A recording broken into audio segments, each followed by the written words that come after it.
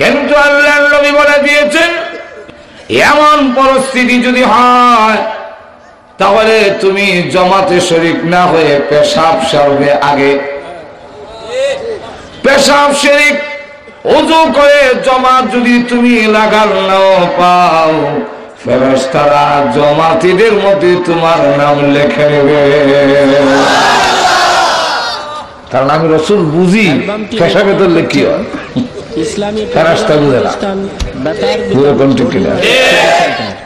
আল্লাহ লক্ষ্য করে দেখেন, সারাদিন ঘুরে গেলে একবারে গাজীপুর থেকে বাড়িতে আসছেন, আইসা খেতে পারেন নাই, ঘরে ঢুকছেন, বেগম সাহেব আপনার সামনে কই মাছ ভাজি করে, এরপর মূলার শাক কাঁচামরিচ শেষ করে রাখছে, ধন্যবাদ দিয়ে আবার সালাদ বানাই দিছে, অনেক জাতের আইটেম শাক সবজি, আর আপনি সারাদিন ক্ষুধার্ত, খাওন খুব চাচ্ছে মনে।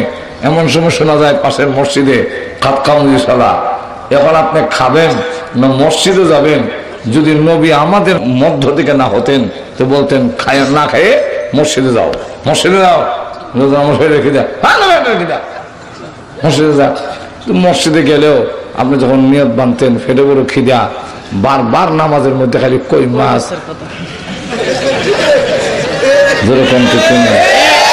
এই জন্য আল্লাহর নবী বলেন, তিরমিজির হাদিস, আল্লাহর রাসূল বলেন নামাজকে খাওন বানায়ও না, খাওন দ্বারে নামাজ বানাও।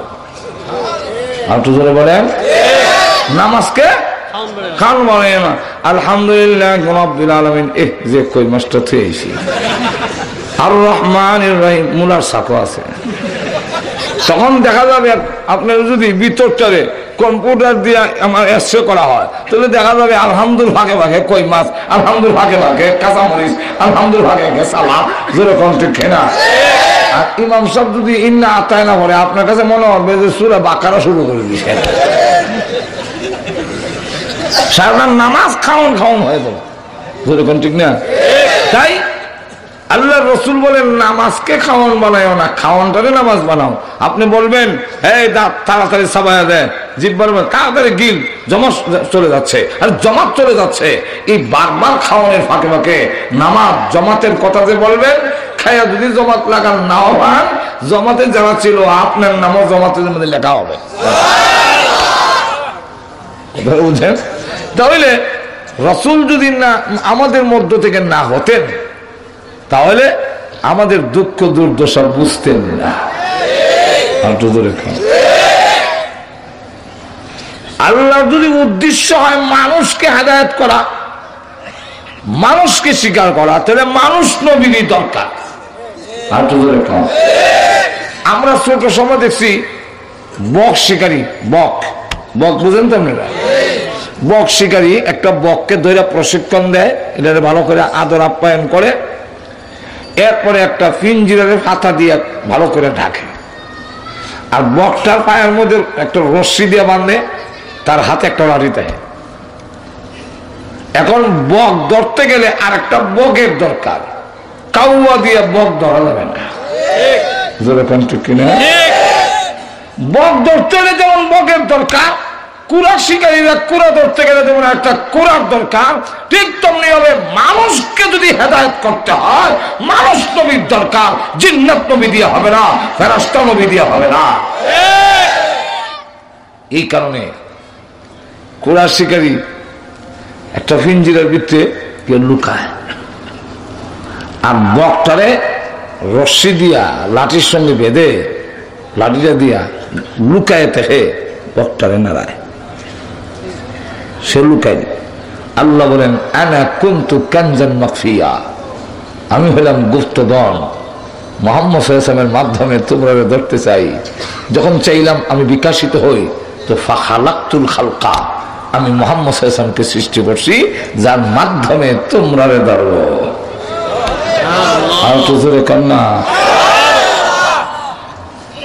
এখন লক্ষ্য করেন, উদাহরণটা বুঝলেই বুঝতে সুবিধা। বক শিকারীর হাতে যে বক আর উড়ন্ত বক, দুইটা জাতিতে বক হইল, কিন্তু একটু বেশ কম আছে। কি বেশ কম?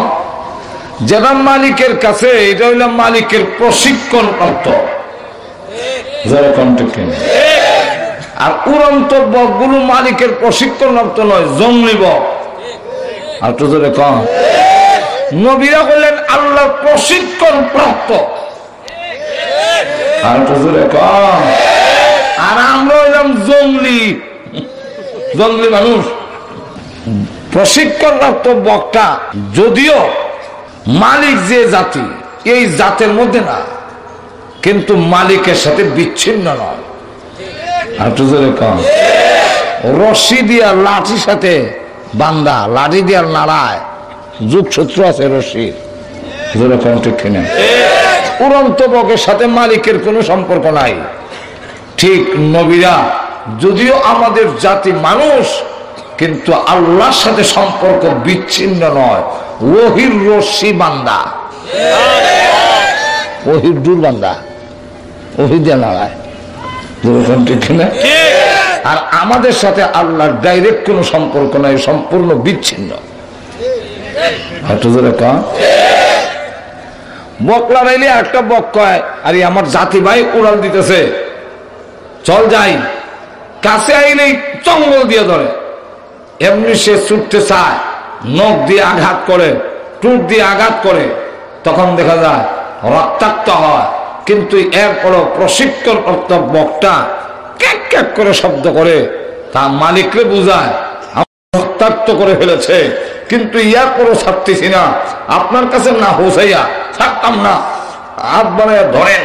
ঠিক তেমনি হবে নবীরা যখন আমাদের জঙ্গলি মানুষের সামনে এসে দাওয়াতের কাজ তুলে ধরেছেন, এই জঙ্গলি মানুষেরা নবীদেরকেও পাথর মেরে রক্তাক্ত করেছে, কিন্তু নবীরাও পরিষ্কার জানাইয়া দিয়েছে, রক্তাক্ত করতে পারো, আল্লাহ সান্নিধ্যে না পৌঁছানো পর্যন্ত দাওয়াতের কাজ বন্ধ হবে না। তাহলে এখন আসুন, আল্লাহ রাব্বুল আলামিন এই কারণে বলতেছেন, তোমাদের মাঝখান থেকে একজন নবী আমি পাঠাইয়া মুমিনদের উপরে অনুগ্রহ করেছি। মুমিনদের উপরে অনুগ্রহ করছেন, কিন্তু এই কথার দ্বারা আর একটা আয়াতের সাথে সাংঘর্ষিক হয়, তারও লেগে দ্বারা। এই আয়াত কি? আল্লাহ কোরআনে বলে, ওয়ামা আরসালনাকা ইল্লা রাহমাতাল লিল আলামিন। ওয়ামা আরসালনাকা ইল্লা রাহমাতাল লিল আলামিন। রাসূল হলেন রাহমাতুল লিল আলামিন, রাহমাতুল লিন নাস। রাহমাতুল লিন নাস নাকি না আলামিন? রাহমাতুল লিল মুমিনিন, রাহমাতুল লিল আলামিন, সকলের জন্য রাসূল রহমত। এই আয়াতের মধ্যে আল্লাহ বলেন মুমিনদের উপরে ইহসান করছেন, আর আরেক আয়াতে তো বোঝা যায় সকলের জন্যই নবী রহমত, সকলের জন্য তুই আল্লাহর দয়া, সকলের জন্য তুই আল্লাহ ইহসান, গোটা মানব জাতির জন্য, সকল মাখলুকাতের জন্য। তাহলে এই আয়াতে শুধু মুমিনকে বললেন কেন? বলবো এই কেনর জবাব দেব? দিতে গেলে আগে এক্সাম্পল, উদাহরণ বুঝতে হবে। দেব উদাহরণ। আসমান থেকে যে বৃষ্টি পড়ে, এই বৃষ্টিকেও কোরআনের রহমত বলছে। কোরআনের এক আয়াতে আছে বাইনা ইয়াদাই রাহমা, তোমরা সামনে রহমত আসতেছে। যখন নাকি বাতাস আসে, ঠান্ডা বাতাস আইলে আমরা দেখবেন এই বৃষ্টি বলি ঠান্ডা বাতাস আসতেছে, আর তো ধরে কন্যা। আর বৃষ্টি না দেখলে আমরা এখানে মনে হয় আগে বৃষ্টি হয়ে গেছে। কেমনি বললেন? বাতাসটা ঠান্ডা লাগে। আল্লাহ কোরআনে বলেন যে বাতাসে আয়া সংবাদ দেওয়া যায় পিছে রহমত আইতাছে। রহমত, রহমত মানে বৃষ্টি। তো এই যে রহমত বললেন, সব মাটির জন্য রহমত, পাথরের জন্য রহমত, সিমেন্টের জন্য রহমত, যেরকম ঠিক কিনা? আর ক্ষেতের মাটির জন্য রহমত। কিন্তু পাথরের উপরে বৃষ্টি হইলে পরে কোনো উপকার হয় কি না? সাফ হয় না? পরিষ্কার হয়। তো উপকার হয়েছে না? জি উপকার হয়েছে। তো না করলেন যে কোনো উপকার হয় না। পাথর আগে যা ময়লা ছিল, ধুলাবালু ছিল, বৃষ্টি হওয়ার কারণে এই পাথর পরিষ্কার হইল, তাহলে অস্থায়ী সাময়িক কিছু উপকার হয়েছে কি হয়েছে না? স্থায়ী উপকার হয়েছে না। কেন? পাথরে বৃষ্টিকে গিলে না। আমার কথা আপনারা বুঝেন না? অসুবিধা হয় তাহলে এবার হ্যাঁ না কোন পাথরে বৃষ্টি গ্রহণ করে গিলে, এই গ্রহণ না করার কারণে পাথরের স্থায়ী কোনো উপকার হয় নাই, কিন্তু হালকা কিছু উপকার হয়েছে, পরিষ্কার হয়েছে। যেরকম ঠিক কিনা? ঠিক তেমনি হবে রসুল আবু জাহেলের জন্য রহমত, আব্দুল্লাহ ইবনে উবাই ইবনে সলুলের জন্য রহমত, আবু বকর, উমর, উসমান, আলী, তালহা, জুবায়ের তাদের জন্য রহমত। কিন্তু আবু জাহেল হইল পাথরের মতো। উতবা, সাইবা, ওয়ালিদ ইবনে মুগিরা, বারাক ওবামা, বুশ, বিলাই ক্লিনটন, টনি ব্লেয়ার, এরা হইল পাথর। রসুলের দ্বারা এরাও উপকৃত, কিন্তু অস্থায়ী। সারা পৃথিবীর বেঈমান কাফেরদেরকে আল্লাহ রাব্বুল আলামিন খাওয়াচ্ছেন, খাওয়ার বন্ধ করেন না। এর কারণ হইল মূলে বিশ্বনবী। বিশ্বনবী যদি দুনিয়াতে না আসতেন, আমরা ইমানের মতো দৌলত পেতাম না। ইমান আমরা পেয়েছি বিশ্বনবীর মাধ্যমে। এই বিশ্বনবীর মাধ্যমে ইমান পাইলাম। আর ইমানদারের ইমান যতদিন থাকবে ততদিন পর্যন্ত আল্লাহ আসমান আর জমিন ভাঙবে না। তাহলে বেঈমান কাফেররে আল্লাহ খাওয়াইতেছেন, মূলে গিয়ে দেখা যায় বিশ্বনবী। বিয়া বাড়িতে যা কিছু আয়োজন করা হয় উসিলা কেনা কার সম্মানে? আর একটু জোরে বলেন। কিন্তু বরযাত্রীরা খাওয়ায় না, আত্মীয় স্বজন, আশেপাশের লোক, বাড়ির কুত্তা বিলাই, এরাও কিছু আড্ডি উড্ডি খায়। কুত্তায় বুঝিনি কার উসিলায় খাইছে, যার উসিলায় খাইলো তাকে বের হইলে দেখবেন গালি দিতে দেরি করে না, ভাগ করে গালি মারে। জোরে কোন ঠিক কিনা? যার উসিলায় খাইছে তারই কয় ভাগ, মানে গালি দিছে। সুযোগ পাইলে আবার পায়ের গুছার মধ্যে কামড় দিয়েও ধরে। জোরে কোন ঠিক কিনা? যেমনি ভাবে কুকুর বোঝে না কার সম্মানে খেয়েছে, ঠিক তেমনি ভাবে বেঈমান কাফেররাও বুঝে না কার সম্মানে খাচ্ছে। কারণ তার স্বভাব হইল কুকুরের স্বভাব। যেই নবীর সম্মানে খায় সেই নবীকে জঙ্গিবাদ এবং সন্ত্রাসী বলে গালি দেয়। এই নবীরই কত সন্ত্রাসী, জঙ্গিবাদ ক্রিটিসাইজ করে, ব্যঙ্গচিত্র করে। যেরকম ঠিক কিনা? অথচ নবীর উসিলায় খাইতেছে। কেন? এরা স্বভাব কুত্তার স্বভাব। কুকুর আর এর সাথে একটা মিল আছে, বললো আদ-দুনিয়া জিফাতুন ওয়া তালিবুহা কিলাব। আল্লাহ রাসূল বলেন পৃথিবীটা মরা জানোয়ার। আদ-দুনিয়া জিফাতুন ওয়া তালিবুহা কিলাব। আর এই মরা জানোয়ার, মৃত জানোয়ারের পিছনে যারা আল্লাহ পরকাল বুইল্লা লাগছে, এরা এদেরকে আল্লাহ রাসূল বলেন কুকুর।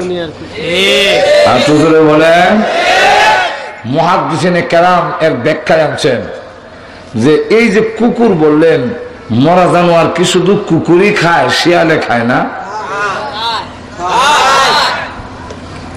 শুকুনে তো খায়, শিয়ালে খায়, শুকুনে খায়, শুধু কুত্তার একলা বদনাম কেন? রাসূল কেন বলেন না সালাব, খালি কিলাব? কয়েক কারণ আছে। কারণ কি? কারণটা হইল শুকুনে দিনের বেলা আসে, রাত্রে তার জায়গায় চলে যায়, বাড়ির কথা বলে না।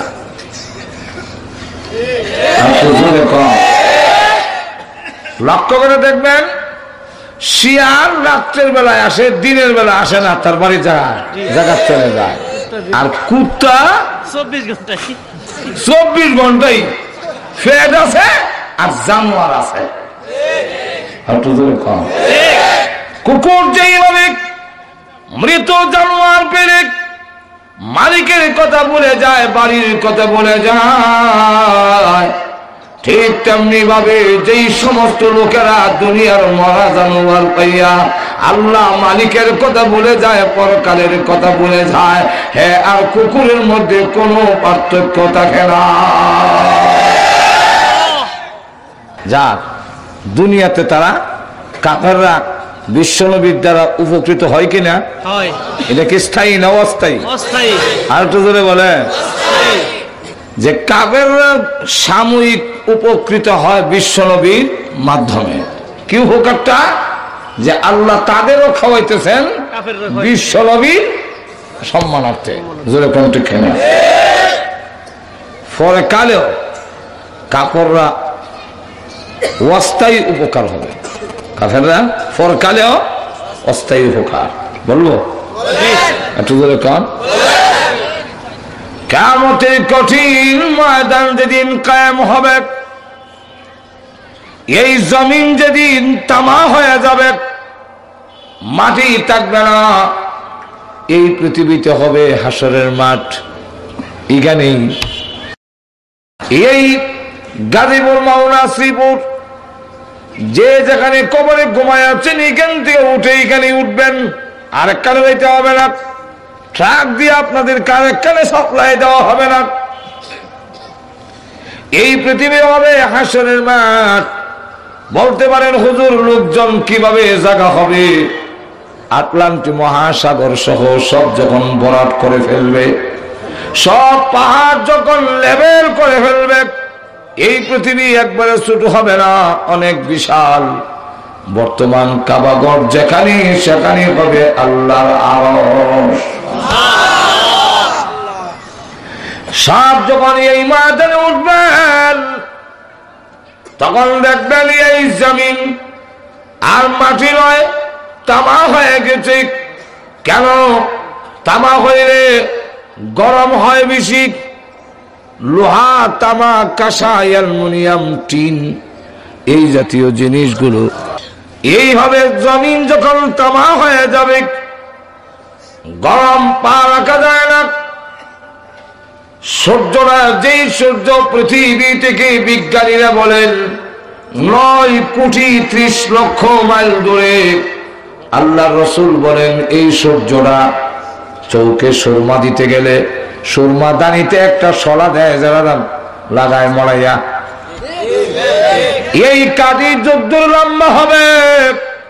আল্লাহ নবী বলেন মাথার সূর্যের মাঝখানে এতটুকু হাত থাকবে, গরম কম লাগবে না, অনেক বেশি। বর্তমানে বিজ্ঞানীরা তাপমাত্রা মাপছেন, সূর্যের তাপমাত্রা হলো 6000 সেলসিয়াস বা সেন্টিগ্রেড। আল্লাহ রসুল বলেন বর্তমানে যা পাওয়ার আছে এটা আরো 70 গুণ বাড়ায় দাও, গরম খুব কম লাগবে না, অনেক বেশি। অপরদিকে জাহান্নাম 7 তবক জমিনের নিচে আছে, 7 তবক জমিনের নিচে রাখা আছে। সেখান থেকে আল্লাহ বলবেন ফেরেশতাদেরকে টাইন্না হাসরের মাঠে দুজক নিয়ে আসো। সুবহানাল্লাহ বলবেন।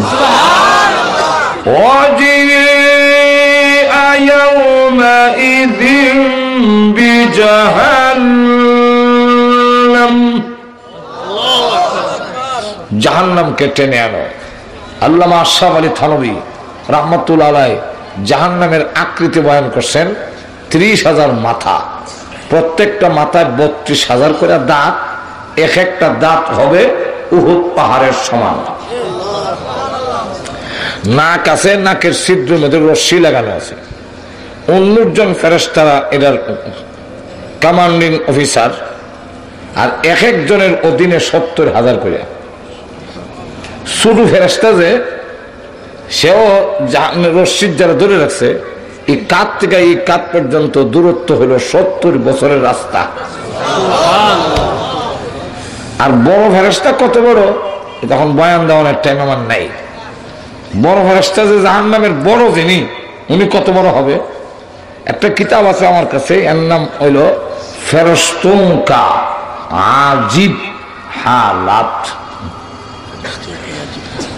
এই কিতাবের মধ্যে আনছেন যে মালিক ফেরেশতা হইল যে উনি সারা জাহান্নামের প্রধান, উনি কত বড় হবে এতটুকু বুঝে নেন যে জাহান্নামের সংখ্যা যত হবে জিন্নাত আর মানুষ মিলাইয়া তত সংখ্যায় ওনার 2 হাতের আঙ্গুল হবে।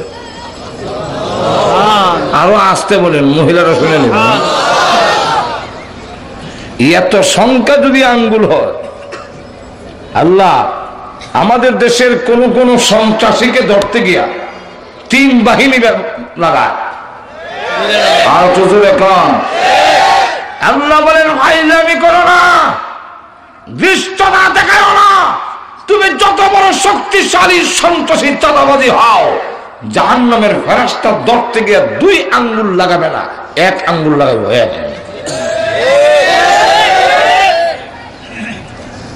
এখন এইভাবে দইরা জাহান্নামের দিকে যখন ঢিল মারবে,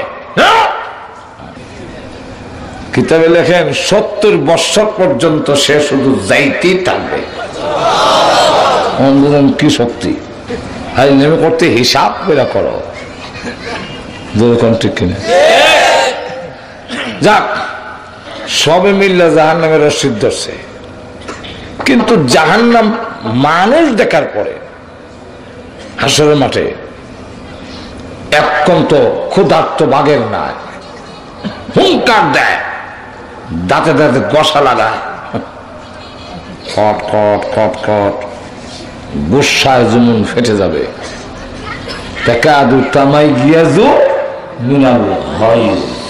ফেরেশতারা ধরে আটকায়, কিন্তু আটকাইলে কি হবে? আমাদের দেশে যারা বড় সার হলে, সার বোঝেন তো, সার, এই সার এমনি মালিকের রশিদ ধরে রাখলে দেখবেন যখন দৌড় দেয় মালিক এমনি রশিদ ধরে রাখে, মালিক অটোমেটিক যায়। ঠিক না? জাহান্নাম যখন টান দেয় 19 জন এক একজনের অধীনে 70,000 করে সব অটোমেটিক যায়। প্রভু তুমি না বলেছিলে মানুষ আমার খাবার, লক্ষ লক্ষ বছর ধরে আমি ক্ষুধার্ত, খাবারের অভাব নাই গো, বলো না রশিদা ছেড়ে দিতে, সবগুলো খাওয়ান খেয়ে ফেলি। আল্লামা মুফতি শফি সাহেব রাহমাতুল্লাহ আলাইহি তাফসীরে মারিফুল কোরআনে এই আয়াতের ব্যাখ্যায় আনছেন, হঠাৎ করে ফেরেশতাদের হাত থেকে রশিদা ছুটে যাবে, তখন সে ধাওয়া করছে জাহান্নামের দিকে। আর যতগুলো নদ নদীর রেখা ছিল সমস্ত রেখা দিয়ে এক একটা জিহ্বা বেরিয়েছে গ্রাস করার জন্য। এই অবস্থায় ফেরেশতারা বারবার চেষ্টা করতেছে রশিটা ধরার জন্য, কিন্তু লাগাল হয় না, হেজেতেছে পাগলের মতো। এই অবস্থা দেখা নবীরা তখন বলবে উম্মতের দরকার নাই, আমার আছে। উনি গাউস কুতুবরা বলবে আল্লাহ মুরিদ লাগতো না, আমারে বাঁচাও। ভণ্ডরা বলবে আল্লাহ আমি ফির আসতাম না, আমি একটা ভাব ধরছিলাম দুনিয়াটা খাওয়ার জন্য, আমি ফির না। মা বাবা সব আতঙ্কিত। আল্লাহ হুঙ্কার দেয়, ফেরেশতারা জিবরাইল ইসরাফিল মিকাইল সব লাইনে দাঁড়াও, আমি আল্লাহর অনুমতি ছাড়া কথা বলবো না।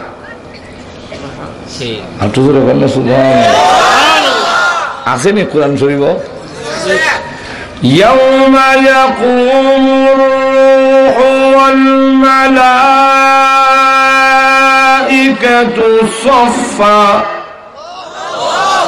লা ইয়াতাকাল্লামুনা ইল্লা মান আযিনা লাহুর রাহমান।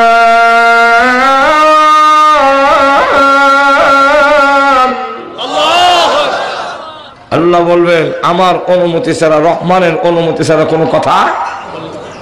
জিবরাইল আলাইহিস সালাম আতঙ্কিত হইয়া আল্লাহর আরশের হায়া দয়া, আল্লাহ আমারে বাঁচাও, না জানি কোন ঠাডা আমার উপরে বলে।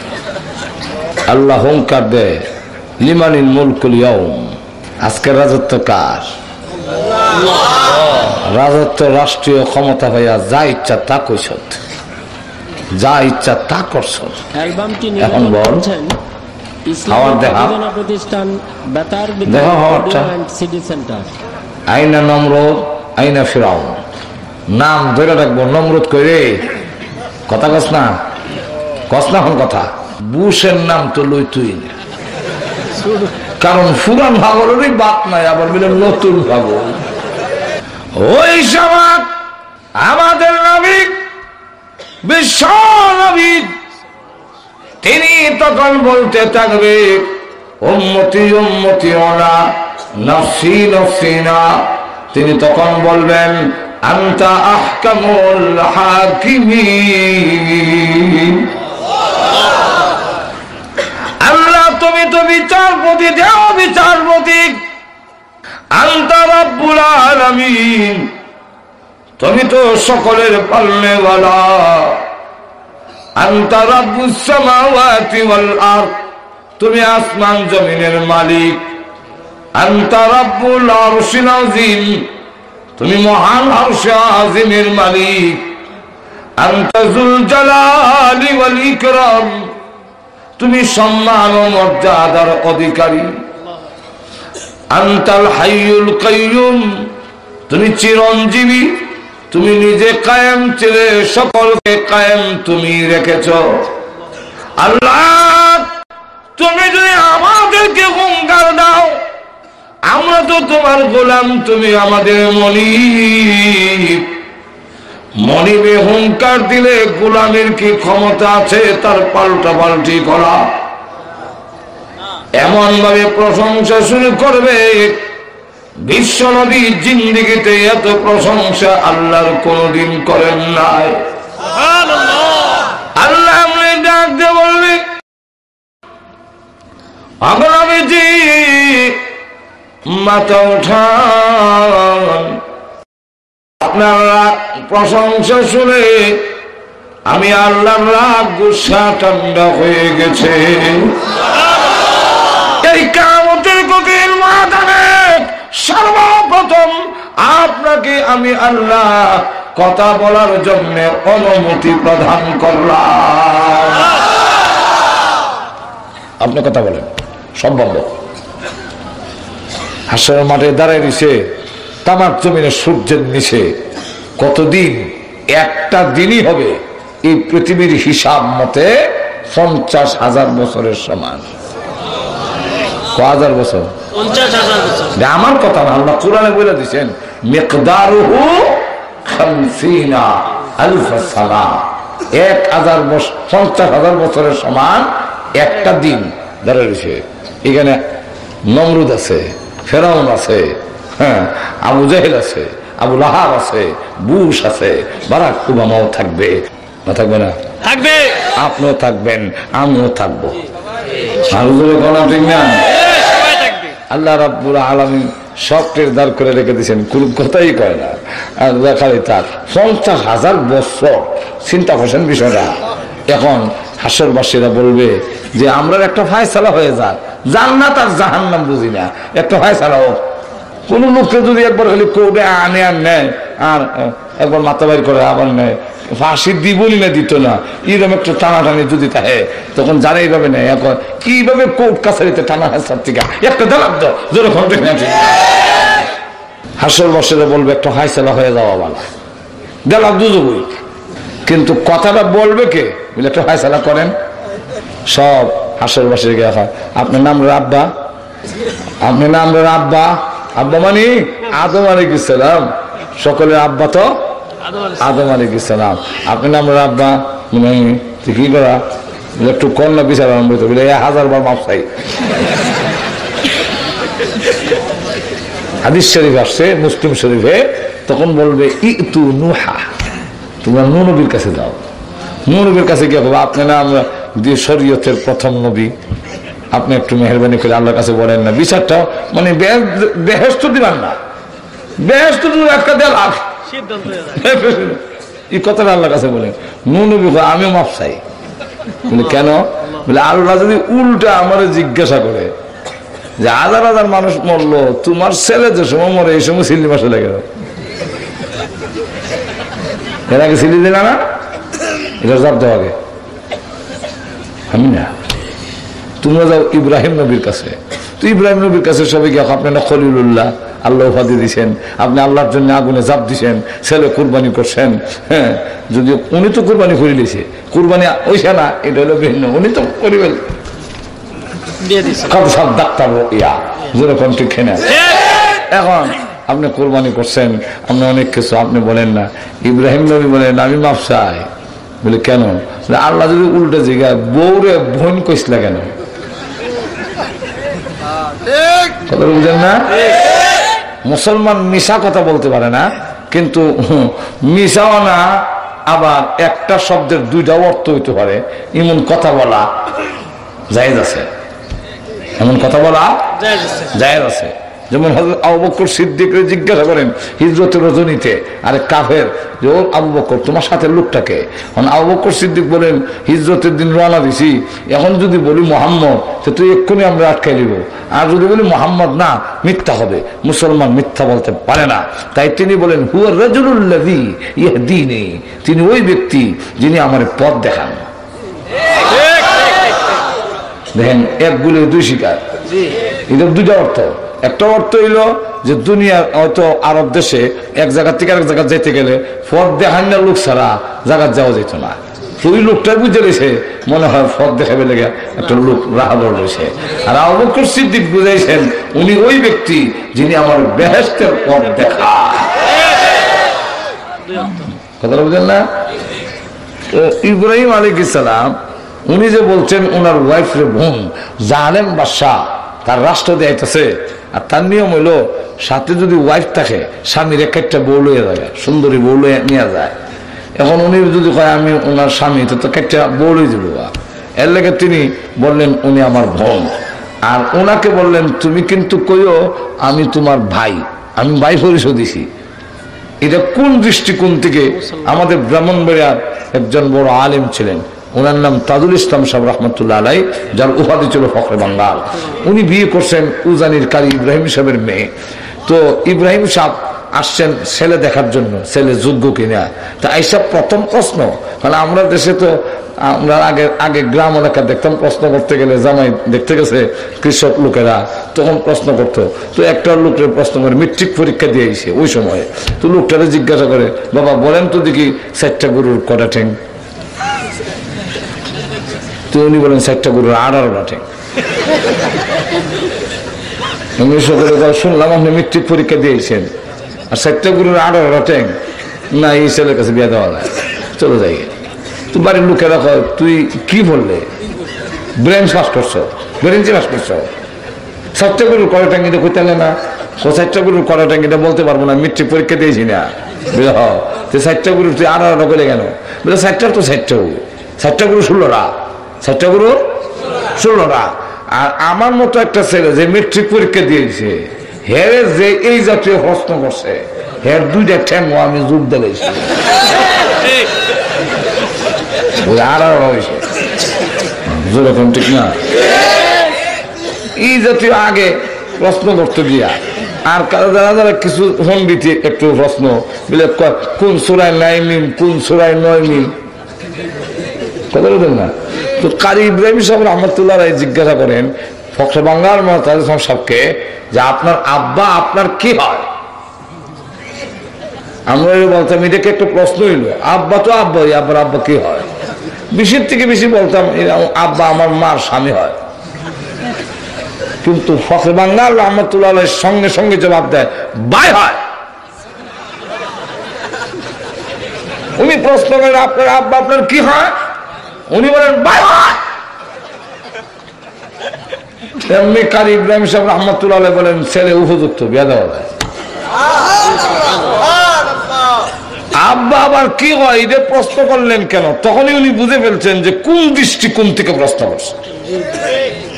উনি কোরআন হাদিসের দৃষ্টিকোণ থেকে প্রশ্ন করেছেন, ইন্নামাল মুমিনুনা ইখওয়াতুন, মুমিন মুমিনে ভাই ভাই, আব্বা মুমিন আমিনু মুমিন, ইমানের সূত্রে বাপ বেটাও ভাই ভাই। আর তো জোরে কন। তো এখন দেখেন হযরত ইব্রাহিম আলাইহিস সালাম এই দৃষ্টিকোণ থেকে, তুমি মুমিন আমি মুমিন, এই দৃষ্টিকোণ থেকে এখন বলছি তুমি আমার বোন আমি তোমার ভাই ভাই। হযরত ইব্রাহিম আসলাম বলেন, আল্লাহ যদি জিজ্ঞাসা করেন এই ফেস লাগাল কথা বলছে লাগালে আমি নকশায় আমি পারবো না, তোমরা যাও মুসা নবীর কাছে। মুসা নবীর কাছে যাওয়ার পরে উনি বলবেন আমি পারবো না। বলে কেন? বলে দুজন ঝগড়া লাগছে আর আমি বাঙ্গাল উদ্দেশ্যে ধাক্কা দিয়েছিলাম, এটা করে মরিয়েছে। আল্লাহ যদি জিজ্ঞাসা করেন যে একটা লোকটা ধাক্কা দেওয়া এটা সব আমাকে দেওয়া যাও, আমার উন্মত লাগতো না, আমার জান বাসায়। তোমরা যাও ঈসা নবীর কাছে। ঈসা নবীর কাছে আসার পরে উনি বলবেন আমিও পারবো না। বলে কেন? বলে আল্লাহ যদি আমার উল্টা জিজ্ঞাসা করেন তুমি সুপারিশ করবো পরে, আগে বলো তোমার উম্মতেরা তোমাকে আমার ছেলে বানাইছিল কেন? আমার তো কোনো ছেলে নাই, তুমি কি আমার ছেলে? বললেন না। তো এটার জব আমাকে দেওয়া যাও, ফুট বানাইছিল কেন লেগে? ঠিক তা আমি আটকা পড়ে যাই, আমি পারবো না। তবে তোমাদের কয়ে দে তোমরা যাও বিশ্ব নবীর কাছে। বিশ্ব নবীর কাছে আসার পরে বিশ্ব নবী বলবেন তোমরা সঠিক জায়গায় এসেছো, এই অধিকার একমাত্র আল্লাহ আমাকে দিয়েছেন। বিশ্ব নবী রাহমাতুল লিল আলামিন তখন শুরু করবেন, বিচারটা আরম্ভ করেন। আল্লাহ বিচার আরম্ভ না করলে ভালো মন্দ কিছুই বোঝা যায় না। নবীজির সুপারিশের কারণে তখন দেখা যাবে মাত্র 6 ঘন্টার ভিতরে আল্লাহ সকলের হিসাব কিতাবের খাতা সমঝাইয়া দিবে।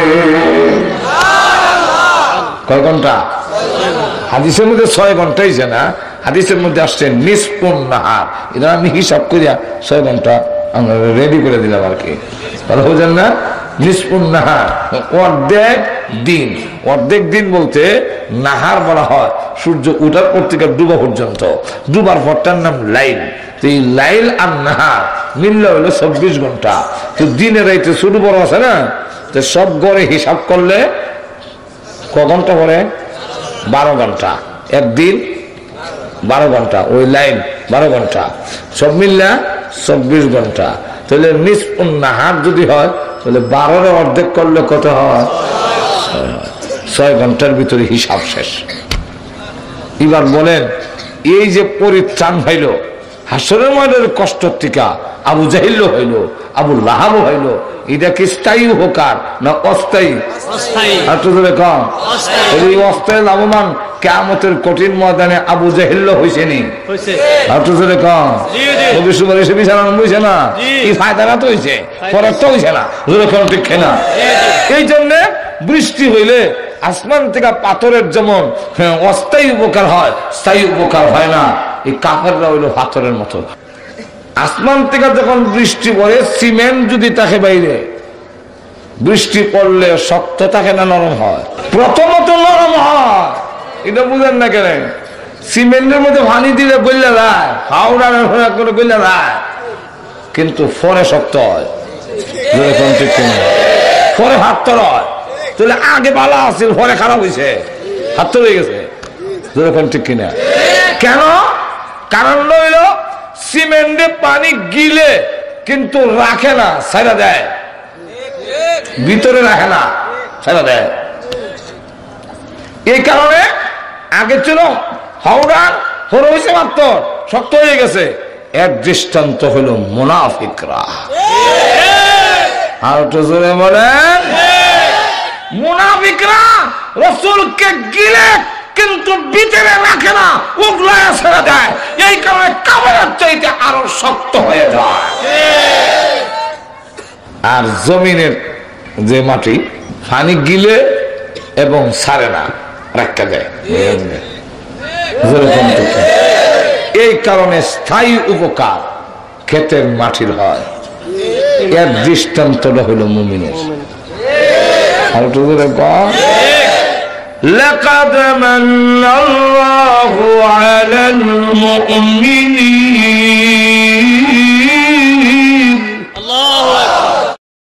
আর কোরআনে যত মুমিনিন কইছে এর অধিকাংশ মুফাসসিরে কেরামের রায় হইল সাহাবায়ে কেরাম। কারণ এর প্রথম মিসদাক, প্রথম এর হইল সাহাবায়ে কেরাম। যখন কারা আর যখন সাহাবায়ে কেরাম সত্যিকারের মুমিন ছিলেন, আমরা সত্যিকারের মুমিন না, বেজাল মুমিন। আর এখন আমেরিকাতে কিছুদিন আগে হামলা হয়েছে, টর্নেডো, ফিরাইতে পারছে না, এত বড় শক্তি ফিরাইতে না। কিন্তু মদিনায় একবার টর্নেডো আয়া আসতেছে, উমর যখন জানতে পারলেন টর্নেডো আসতেছে, দইরা মাঠে গেলেন, গিয়ে হাত দিয়া ইশারা দিয়ে বলেন থামো, আর একটু জোরে থামো। সঙ্গে সঙ্গে টর্নেডো থেমে গেছে। আর একটু জোরে কর না। ওমর রাদিয়াল্লাহু আনহু সামনে যায়, টর্নেডো পিছে যায়, উনি সামনে যায়, টর্নেডো পিছে যায়। এখন এইভাবে নিতে নিতে পিছনের দিকে তাড়াইয়া পরে এক জঙ্গলের দিকে, পাহাড়ের দিকে আঙ্গুল দিয়ে ইশারা দেখা, ওই পাহাড়ের দিকে চলে যা, কোন দেশের জনগণের বস্তিতে ঘর বাড়ি ভাঙবি না। বস্তি আর আমলা না হইয়া পাহাড়ের ভিতর দিয়ে চলে গেছে। কি পরিমাণ দামি হয়েছে বুঝছেন তখন বিষয়টা? কেন? রাসূলকে তারা গ্রহণ করছেন করার মতো।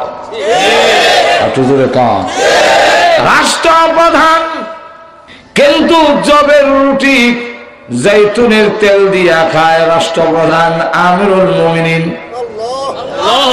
আচ্ছা, আপনাকে যদি জবের রুটি দেই সয়াবিন তেল দিয়া, কটা খাইবেন? খেতে পারবেন সয়াবিন তেল দিয়া? আচ্ছা না, বড় জোর একটা কোনো খেয়ে নিলেন, এর বেশি খেতে পারবেন?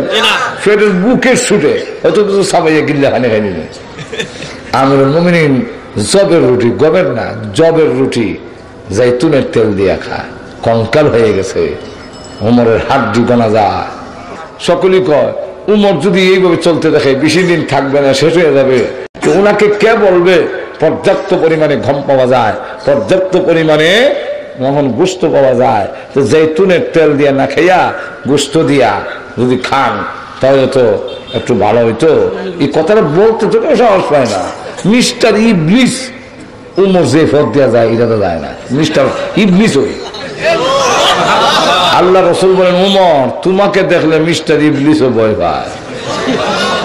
এই রাস্তা দিয়ে শয়তান যায় না, উমরের কাছে আমি নাই। কথাটা বুঝে? এই কারণে তাবিজের কিতাবে একটা তদবির দিছে, যারা ভয়াবহ স্বপন দেখে আর বেশি বেশি মানে খায় স্বপন দেখে চিনতে পারে, হ্যাঁ আগ দিয়া লেখতো উমর, বানান আইন মিম রা, এরপরে লেখতো উমর তো বহুত আছে, সব উমর না, রাদিয়াল্লাহু রা আর দোয়াত দিত, দিলে বুঝাইতো এটা ওই উমর রাদিয়াল্লাহু আনহু। বুকে যদি লেখাতো হ্যাঁ আর খারাপ স্বপন দেখতো না, মিস্টার ইবলিস এর কাছে।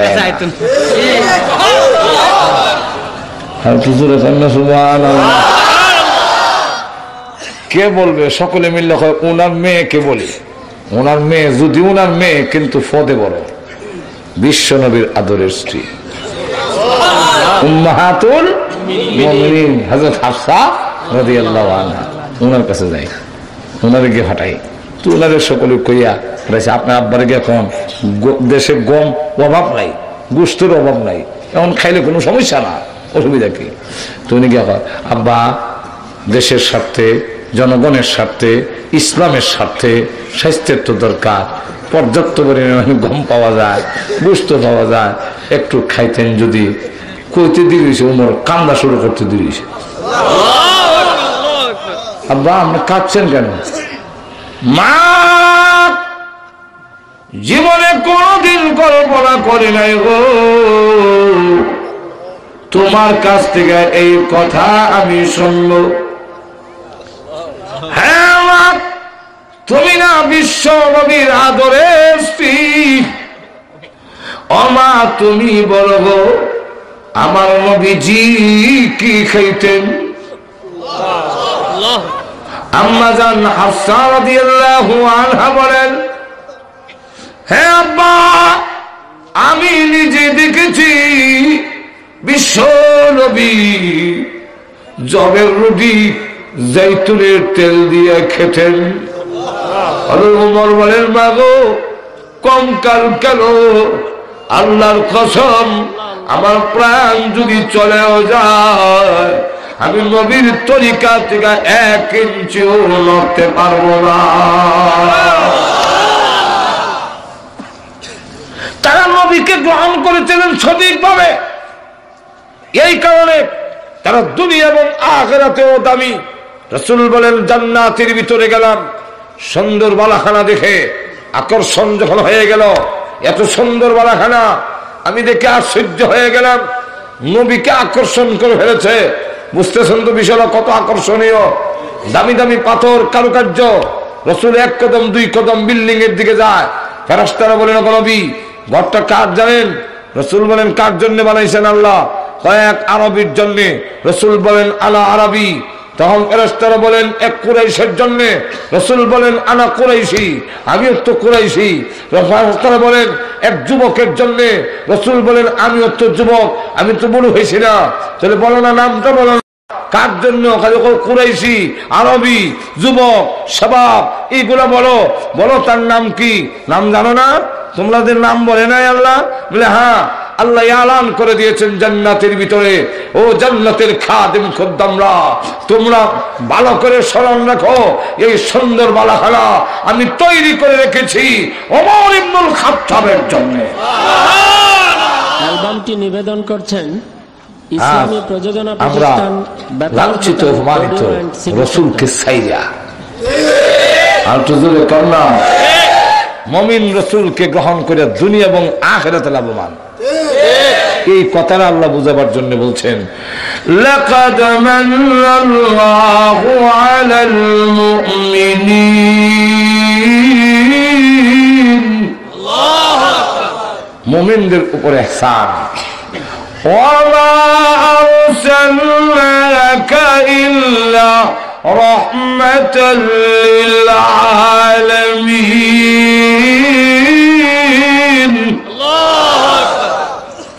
রাসূল সকলের জন্য রহমত, আবু জাহলের জন্য রহমত। কিন্তু একটা শব্দ মাযুব আছে, লুকাইল আছে। এটা কি? রাসূলের প্রতি ঈমান থাকতে হবে। এই কথাটা হলো আমার আয়াতে লাকাদ মান্নাল্লাহু আলাল মুমিনিন। কথা বুঝছেন? যাক, এখন সেই নবীকে 4টা দায়িত্ব দিয়ে পাঠাইছেন। যেরকম কয়টা? 4টা। আর তো ধরে এর মধ্যে প্রথম নম্বর ইয়াতুলু আলাইহিম আয়াতিহি, আল্লাহু আকবার, কোরআন তেলাওয়াত করেন। তেলাওয়াতকারীরাও লাভবান হবে। হাদিসে এসে জান্নাতের ভিতরে আল্লাহ বলবেন ইউকাল লিসাহিবিল কোরআন, কোরআনওয়ালা হাফিজুল কোরআন কইছে না, সাহিবিল কোরআন, লিসাহিবিল কোরআন ইউকালা বলা হবে। বুঝলেন না? লিসাহিবিল কোরআন, হাফিজুল কোরআন কইলে না হাফিজ সাহেব আলগা করতাম। সাহেবের কোরআন, কোরআনওয়ালা, যে জাগির দেয় হেও কোরআনওয়ালা, যে টাকা দেয় হেও কোরআনওয়ালা, যে 1 বস্তা চাউল দেয় হেও কোরআনওয়ালা। তখন আল্লাহ কোরআনওয়ালা বলবো ইকরা, বলে আমি তো পড়তাম জানি না, ওই সময় অটোমেটিক তুমি পড়তে জানবা, জবান দিয়ে বের হবে ইকরা, পড়ো ওয়ার্তাকে আর চড়ো। তবে এখন দুনিয়ার বুনবুন্যা পড়া না, আমরা পড়া হইল হাফেজ সাহেবরাও পড়ে, আর আমরা যে মসজিদে তারাবি হাফেজ সাহেবরা খুব বুনবুন হতারে যায়,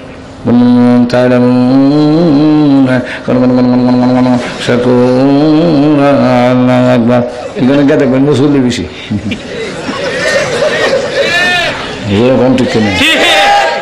ওরা তিল, তার তিলের সাথে পড়ো কামা কুনতা তুরাত্তিলু ফিদ দুনিয়া, দুনিয়া যেভাবে পড়ছিল এইভাবে তোমার পড়া যেখানে শেষ হইব বাসস্থানে গেল যাও। আলহামদুলিল্লাহ যদি আপনি ঘরে থেকে থাকেন 30 পড়া পড়া লাগবে এমন কথা না, আপনি আলহামদুলিল্লাহ না পারি না, আল্লাহ পারি না, তা আপনার 7টা তালার স্বর্ণের তৈরি 7টা তালার মালিক। তাহলে যে হাতে আসলা জানে সেও গর্বিত। কে বলছে সার্টিফিকেট নাই কি করে খাইবে? তো জোরে কর না, আরো জোরে। যারা বলে কওমি মাহা করলে কি হইব, বলে আলহামদুলিল্লাহ শিখতে হলো লাভবান। জোরে কম ঠিক না, ঠিক না? আলহামদুলিল্লাহ করলেও আপনার ছেলেকে কৌদুর কি বানাইলেন, একটা আমারও কৌদুর একটা ছেলে আলহামদুলিল্লাহ, 3 ছেলে, 3 জনে হাফেজ।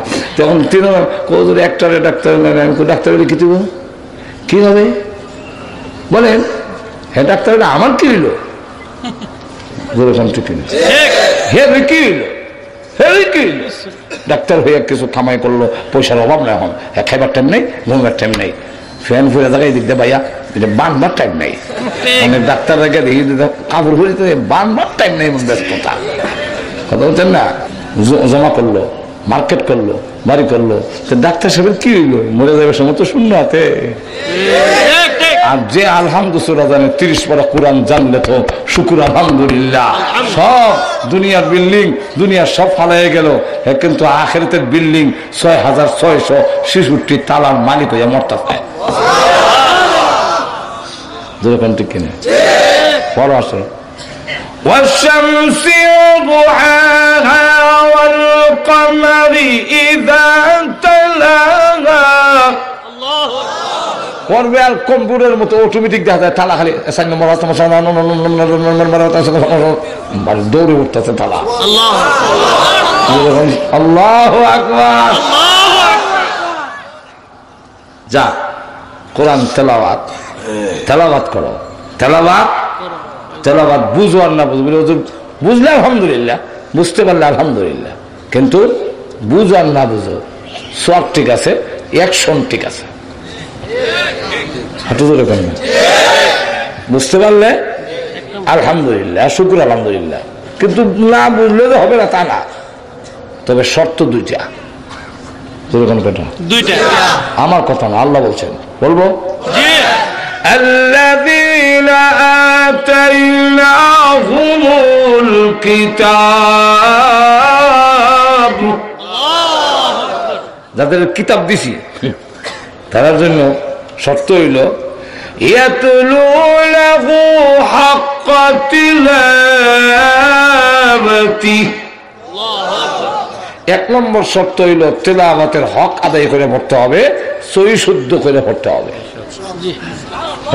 না আমরা কাজ হয় না, গিয়া দেখি যা একটা পড়া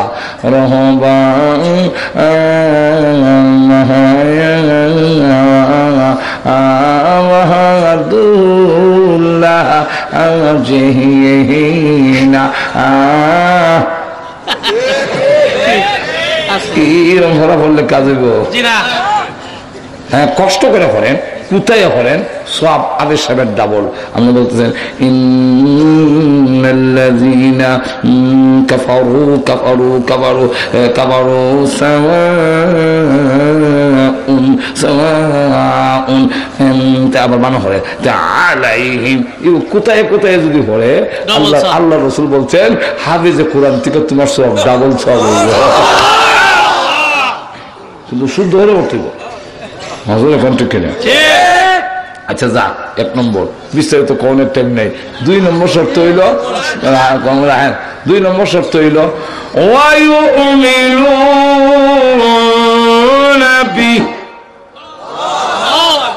আল্লাহ কালামের প্রতি তোমার ঈমান থাকতে হবে। ঠিক নেই? ও হয় না, ওয়নি না, হয় না, ওয়নি না, হয় না, ভাই না, না ভাই খেতে হবে না, এটা হলে তোমার ভেটাটা বলবো। অবশ্যই আল্লাহর কালাম ইমান থাকতে হবে। একবার তেলাওয়াত করে বুঝে না, পরে করতে পারে না, কই এ মেরে মৌলা কা কালাম হায় আর সাচ হায়, সত্য। এ মেরে মৌলা কা কালাম হায় আর সাচ হায়, ফিসটা উল্টায়, এই সত্য, আছে সব সত্য। আর কান্দে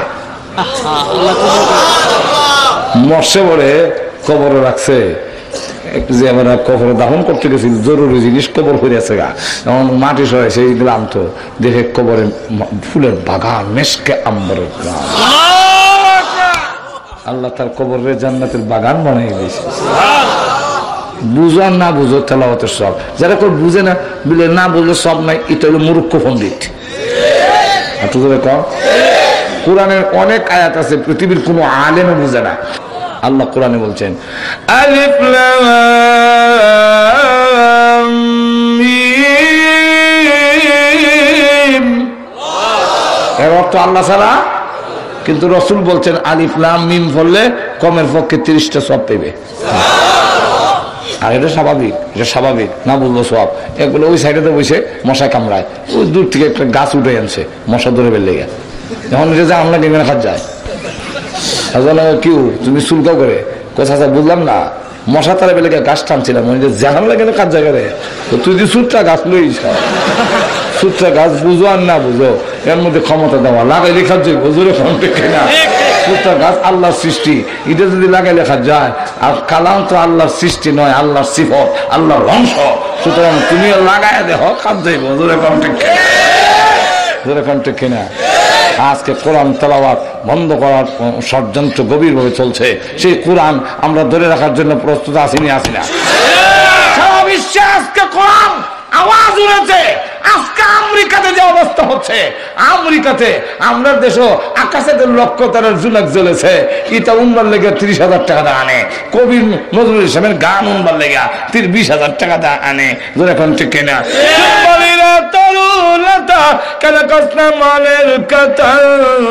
জঙ্গলেতে তাই কাবুজি দেখছ নবী রে, এটা উনবার লেগে পয়সা দেখে লজ্জা হওয়ার কথা।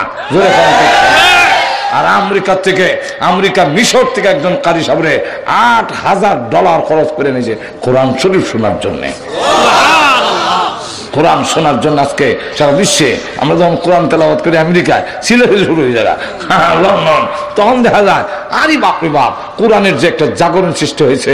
সুতরাং আমরা বুঝাই দিতে হবে যত নাস্তিক আর ইসলাম বিদ্বেষীরা কোরআনকে যারা স্তব্ধ করে দিতে চায়, আমরা প্রমাণ করে দিতে হবে প্রয়োজনে শরীরের তাজা রক্ত দিয়ে হলো কোরআনকে ধরে রাখার জন্য হাত তুলে রাখা।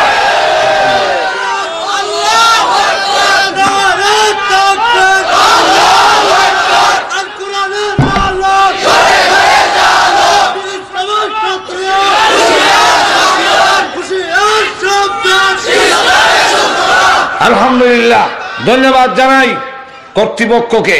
মদিনাতুল উলুম কওমি মাদ্রাসা কায়েম করছেন যারা, ওনাদেরকে আল্লাহ তার জাযায়ে খায়ের আমিন দুনিয়া এবং আখিরাতে জাযাকাল্লাহু তাআলা খায়রান ফিদ দারাইন। আল্লাহ দান করুন। আপনারাও যারা সহযোগিতা করছেন আপনাদের দান করুন। ছেলে মাদ্রাসা দেন, টাকা দেন। আমার মাদ্রাসা দিছে সময় 14 গোষ্ঠীর মধ্যে আমি একলা মোল্লা, আর কোন মোল্লা নাই, সব টুল্লা। আমারে দেখাই কইতো জানাজা পড়ে বেলে দিছে, যেমন বোঝা যায় আজরাইলের সাথে কন্ট্যাক্ট করছে যে হেরার না সময় সাল্লে জানাজা হইরে সাল্লে ফাইন মরো, আর এর আগে মরতাম না। বোঝা যায় কথাই রকম নজর এখন ঠিক না। আর কত ফালন তো রাখবো আমরাই ভাবতে হবে। উল্লা দেখা যায় হেরারে আমার ভালো লাগে, নজর এখন ঠিক। সুতরাং আপনাদের ছেলে মেয়ে মাদ্রাসা দেন, সহযোগিতা করেন। এই যে উদাত্ত আহ্বান রেখে আলোচনা শেষ করলাম।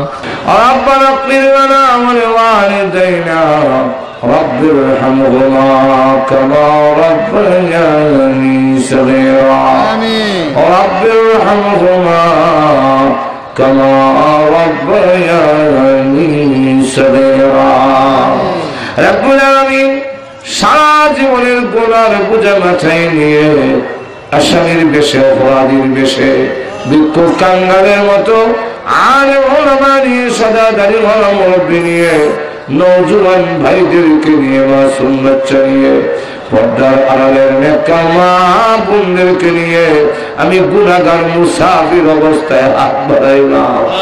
মেহেরবানি করে জিন্দেগির গুনাহ মাফ করে দাও আল্লাহ। জানি না আজকের এই মাহফিল কার জন্য জীবনের শেষ মাহফিল। রব্বুল আলামিন প্রভু, হ্যাঁ কত মানুষ ঘুমায় আর উঠে না, কত মানুষ ঘর থেকে বের হয় আর ঘরে ফিরে আসে না। আল্লাহ জানি না কার জন্য কাপড়ের কাপড় দোকানে জমা হয়ে গেছে। মৃত্যু আসার আগে আগে মেহেরবানি করে আমাদের জিন্দেগির গুনাহ মাফ করে দাও। রব্বুল আলামিন আমরা যে যে উদ্দেশ্যে তুলেছি প্রত্যেকের নেক আশা পূরণ করে দাও। আমাদের মধ্যে যারা অসুস্থ আছেন সুস্থ করে দাও। আল্লাহ অনেক অসুস্থ বেমারি আছেন সেবা করে দাও। বিশেষ করে আল্লাহ মাওলানা বেলায়েতুল্লাহ নূর সাহেব, আল্লাহ তিনি অসুস্থ, স্ট্রোক করে হাসপাতালে আছেন। আল্লাহ ওনাকে পূর্ণ সেবা করে দাও। আল্লাহ তাকে হায়াতে তৈবা দাও। আল্লাহ তোমার দরবারে ভিক্ষা চাই, আল্লাহ সেবা করে দাও। আল্লাহ তাকে তুমি আরো দিনের খেদমত করার তৌফিক দাও। তোমার নবীর হাদিস পড়াবার মতো তৌফিক দিয়ে দাও। আমিন। রব্বুল আলামিন, আল্লাহ আমাদের সন্তানগুলোকে নামাজি দিনদার পরেজগার বানায়া দাও। আয় আল্লাহ এই মদিনাতুল উলুম কওমি মাদ্রাসায় তিনখানায় কবুল মঞ্জুর করো। সমস্ত কওমি মাদ্রাসায় কবুল করো। আয় আল্লাহ যত প্রয়োজন আছে গায়বী খাজানার থেকে পুরা করে দাও। আমাদের পক্ষ থেকে লাখ কোটি দুরূদের সালাম সোনার মদিনা পৌঁছে দাও। যত মুমিন মুমিনাত কবরে ঘুমাইয়াছেন গো সকলের কবরে আযাব মাফ করে দাও। বিশেষ করে আমার মা বাবা কবরকে জান্নাতের বাগান বানায়া দাও। আল্লাহ আমার কথা বলতে পারি না, দুনিয়াতে আসার সময় কত লাথি মার কলিজায় মেরেছি, কত রাত গেল আমি আমার মাকে ঘুমাইতে দেই না। ওই মা যাদের আর কবরে আযাব দিও না আল্লাহ, আব্বার কবরে আযাব দিও না। মা বাবার কবরকে জান্নাতের বাগান বানায়া দাও। আয় আল্লাহ দাদা দাদি নানানি শ্বশুর শাশুড়ি ভাই ভারতের বন্ধু বান্ধব যে যেখানে কবরে ঘুমাইয়াছেন সকলের কবরে আযাব মাফ করে দাও। এই এলাকার মাটির নিচে আল্লাহ যত মানুষ ঘুমাইয়াছেন নারী পুরুষ সকলের কবরে জান্নাতের বাগান বানায়া দাও। আয় আল্লাহ আমাদের সকলকে মক্কা মদিনা বারবার জিয়ারত করার তৌফিক দাও। যেদিন মরণ দাও গো ঈমানের সাথে মরণ দিও। আল্লাহ বেঈমান বানাইয়া আমাদের কবর নিও না। ربنا تقبل منا إنك أنت السميع العليم وتب علينا إنك أنت التواب الرحيم آمين آمين برحمتك يا